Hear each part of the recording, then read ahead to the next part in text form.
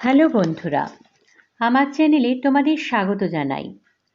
আজকে আমি তোমাদের ক্লাস 6-এর পাঠ্যক্রমের অন্তর্গত নীরেন্দ্রনাথ চক্রবর্তীর লেখা ভর দুপুরে কবিতার অনুশীলনীর প্রথম 10টি প্রশ্ন উত্তর আলোচনা করে দেব।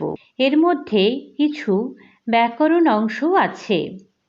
তোমরা অবশ্যই খাতা পেন নিয়ে আমার এই অনুষ্ঠানটি শোনার চেষ্টা করো, তাহলে দরকার মতো তোমরা লিখে নিতে পারবে এবং তোমাদের খুবই সুবিধা হবে। তো চলো আজকের আলোচনা আমরা শুরু করি। আমি অত্যন্ত ধীরে ধীরে বলবো, যাতে করে তোমরা সহজেই লিখে নিতে পারো, এবং ব্যাকরণ অংশের অনেক সময় আমি বানানও উল্লেখ করে দেব। তো আলোচনা শুরু করা যাক। একের দাগের 1। নীরেন্দ্রনাথ চক্রবর্তীর জন্মস্থান কোথায়? উত্তর: নীরেন্দ্রনাথ চক্রবর্তীর জন্মস্থান বাংলাদেশের ফরিদপুর জেলায়। একের দাগের 2। তার লেখা দুটি কাব্যগ্রন্থের নাম লেখো। উত্তর: নীরেন্দ্রনাথ চক্রবর্তীর লেখা দুটি কাব্যগ্রন্থের নাম হল নীল নির্জন ও অন্ধকার বারান্দা। 2 প্রশ্ন। নিচের প্রশ্নগুলির একটি বাক্যে উত্তর দাও। 2 দাগের 1। অশ্বত্থ গাছকে পথিক জনের ছাতা বলা হয়েছে কেন? আমি এখানে একটি জটিল বাক্য ব্যবহার করেছি, যাতে করে খুব পরিষ্কারভাবে এই প্রশ্নের উত্তরটি দেওয়া গেছে একটি বাক্যে। কিন্তু তোমরা যদি এটি 2 বা 3 নম্বরের কোশ্চেন আসে, তাহলে 2 বা 3টে বাক্যে এর উত্তর দিতে পারবে। ছাতা যেমন প্রখর রৌদ্র থেকে আমাদের রক্ষা করে, ঠিক তেমনিভাবেই শাখা প্রশাখা বিস্তার করে দাঁড়িয়ে থাকা অশ্বত্থ গাছটি পথচারী মানুষকে ছায়া দান করে এবং প্রখর রোদ থেকে রক্ষা করছে। তাই অশ্বত্থ গাছটিকে পথিক জনের ছাতা বলা হয়েছে। 2 দাগের 2। রাখালরা গাছের তলায় শুয়ে কি দেখছে? উত্তর: রাখালরা গাছের তলায় শুয়ে মেঘগুলোকে, আকাশটাকে ছুঁয়ে যেতে দেখছে। 2 দাগের 3। নদীর ধারের কোন দৃশ্য কবিতায় ফুটে উঠেছে? উত্তর: কবিতায় উল্লেখিত নদীর ধারের দৃশ্যটি হল খোলের মধ্যে শুকনো খড়ের আঁটি বোঝাই করা একটি নৌকা বাঁধা রয়েছে এবং নৌকাটি কাদের তা কবির জানা নেই। 3 দাগের প্রশ্ন। একই অর্থযুক্ত শব্দ কবিতা থেকে খুঁজে নিয়ে লেখো। প্রথম শব্দ হচ্ছে তৃণ। তৃণ শব্দের অর্থ হচ্ছে ঘাস। তারপরে শব্দটা হচ্ছে তটিনী। তটিনী শব্দের অর্থ হচ্ছে নদী। এই যে ঘাস, নদী, এই যে পরের যে শব্দগুলো বলা হচ্ছে, সেগুলো কিন্তু কবিতার মধ্যেই আছে। এরপরে শব্দ হচ্ছে গোরক্ষক। গোরক্ষক শব্দের অর্থ হচ্ছে রাখাল। পৃথিবী। পৃথিবী শব্দের অর্থ বিশ্বভুবন। জলধর। জলধর শব্দের অর্থ হচ্ছে মেঘ। এরপরে 4 দাগের প্রশ্ন।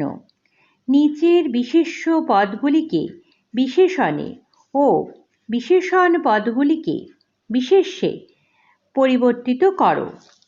যেমন প্রথম রয়েছে ঘাস। ঘাস থেকে হবে, ঘাস হচ্ছে বিশেষ্য পদ, ঘাস থেকে হবে ঘেঁষো। ঘয়েকার দন্তের শয় ওকার, ঘেঁষো হচ্ছে বিশেষণ। রাখাল। রাখাল থেকে হবে রাখালিয়া। যেমন বলা হয় রাখালিয়া বাঁশি।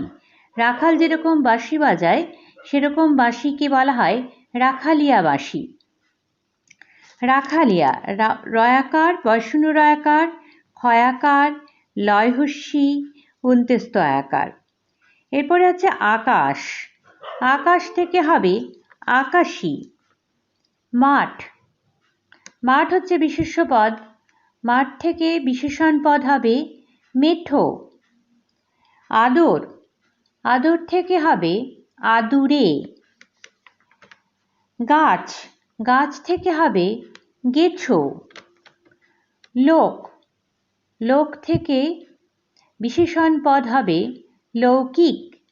লয় ও কয়হস্যি ক। এরপরে 5 দাগের প্রশ্ন।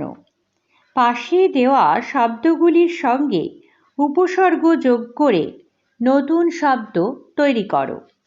যেমন নদী। নদীর সঙ্গে উপসর্গ উপ যোগ করে হয়েছে উপনদী।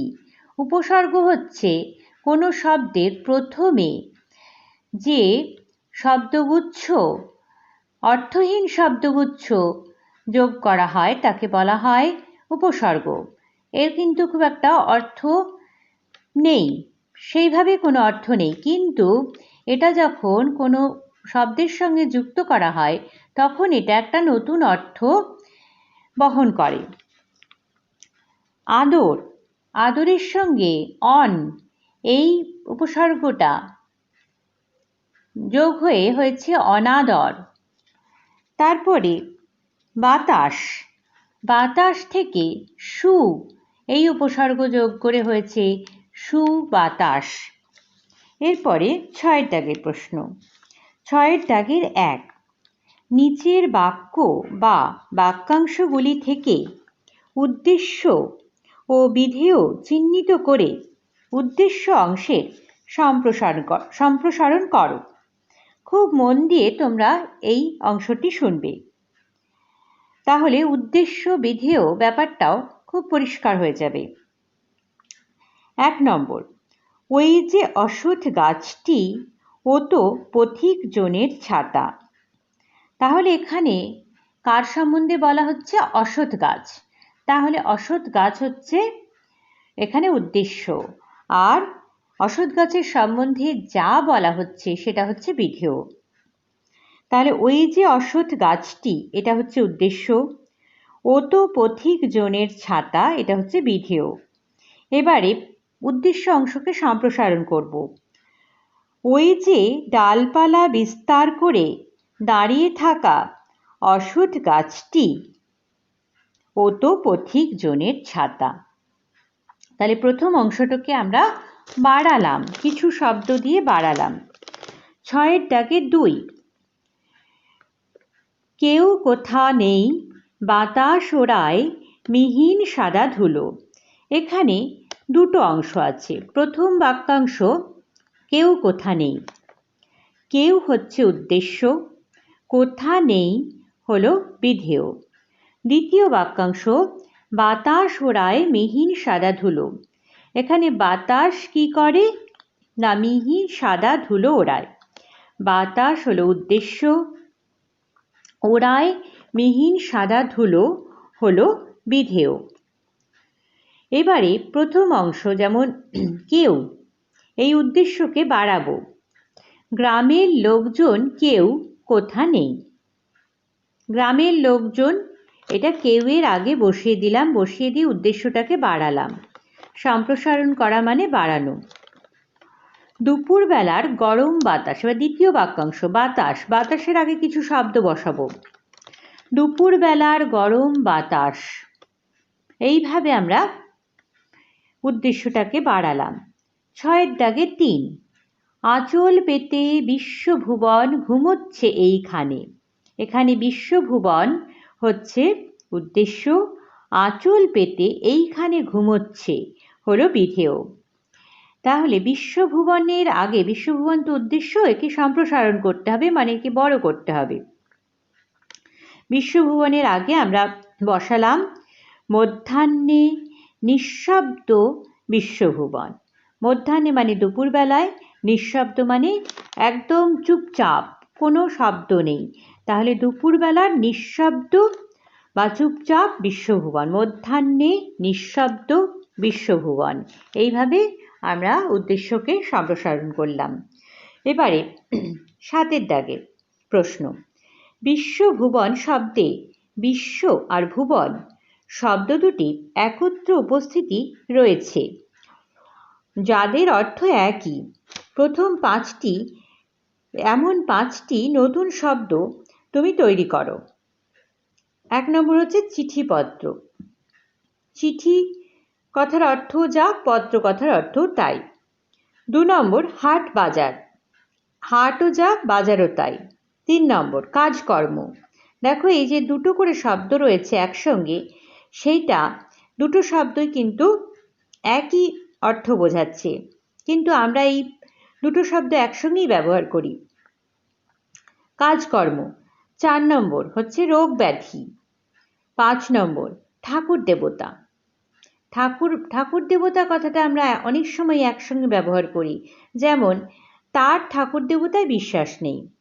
এই রকমভাবে কিন্তু আমরা দুটো একই অর্থ বিশিষ্ট শব্দকে একসঙ্গে ব্যবহার করে থাকি। 8 নম্বর প্রশ্ন, ক্রিয়ার কাল নির্ণয় করো। কোনটিতে কাজ চলছে এবং কোনটিতে বোঝা যাচ্ছে যে কাজ শেষ হয়ে গেছে। এখানে 8 দাগের 1, 8 দাগের 2, 8 দাগের 3, 4 এই সবগুলোর মধ্যে 4, 5 সবগুলোর মধ্যে শুধুমাত্র 8 দাগের 3-এ যে বাক্যটি রয়েছে, নদীর ধারে বাঁধা কাদের ওই বড় নৌকাটি, বাঁধা হয়ে গেছে অর্থাৎ কাজ শেষ হয়ে গেছে। বাকি বাক্যগুলোতে কিন্তু কাজ চলছে। সুতরাং তোমরা 8 দাগের প্রশ্নের 1, 2, 4, 5 এগুলোতে লিখবে যে ক্রিয়ার কাজ চলছে, এগুলোতে কাজ চলছে।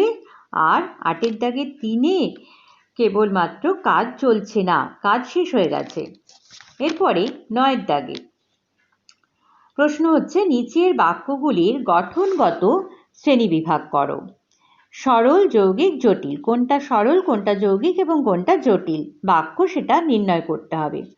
9 দাগের 1, তলায় ঘাসের গালচে খানি আদর করে পাতা।